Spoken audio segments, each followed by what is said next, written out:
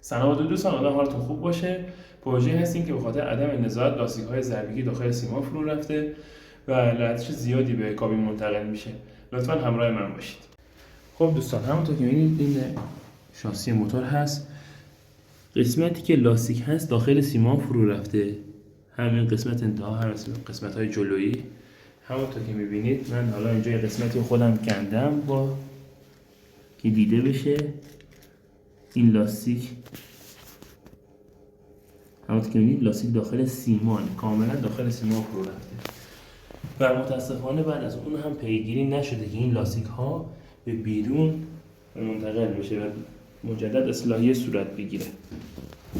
همونطور که دیدید لاستیک ها داخل سیمان بود. به خاطر این کار کل لرزه موتور به سازه منتقل میشه و به کابین آسانسور و مخصوصا شبها این خیلی حس میشه، مثلا اونایی که طبقات آخر هستن. پس خواهش میکنم اگر جایی دیدید سریعا اصلاح کنید که کسایی که در آینده ساکن میشن دچار مشکل نشن. پایدار باشید.